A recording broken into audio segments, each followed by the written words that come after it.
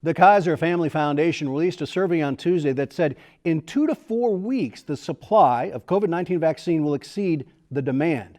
The number of people showing up at the large testing pods is declining, and booked appointments are going unfilled. With more on that, we're joined by reporter Catherine Sweeney with our content partners at StateImpact Oklahoma. Catherine, 2 months ago it was almost impossible to get an appointment to get a vaccine, and now just the opposite. What's going on? Oklahoma has been open to everyone over 16 for a few weeks.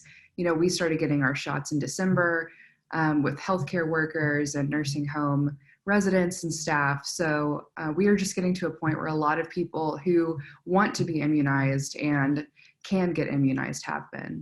What are some of the reasons people are giving for not wanting to get the vaccine? A lot of people are, politically opposed to it. Some are philosophically opposed to it, but there are other valid reasons that people are waiting. Some people, their physician has said, you have some medical conditions, we should see how this plays out. And other populations with similar medical conditions, some people wanted to hold off while they were pregnant, things like that. Does this raise a legitimate concern that Oklahoma might struggle to achieve herd immunity? That is a concern everywhere. You do need a majority of your residents to get the shot if you're going to reach this kind of equilibrium. A lot of these people who are vaccine hesitant will see their friends and family get the vaccine and see that nothing bad happened, and they'll change their mind and kind of follow through. Are the large pods being phased out now in Oklahoma? For a while, they were very successful. It was so impressive to have these pods where we could have 10,000 shots in a day. It felt like a pipe dream just a few months ago. But now we've gotten to the point where the people who are willing and able to travel to these big sites have already done it. So the demand for those kinds of appointments is slipping quite a bit.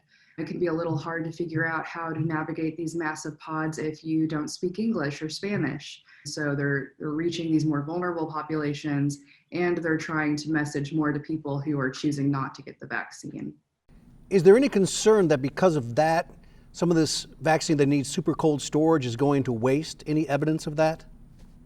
One of the things that the state is doing to combat that kind of waste is opening up the vaccine to people who don't even live in Oklahoma. Oklahoma was one of the first states to open the vaccine to people who don't live there, but they do work there, right? We've gotten to where, if you want to drive in from Texas, Kansas, New Mexico, because your state doesn't have it available, you can get it in Oklahoma. And part of that is to hedge against this waste.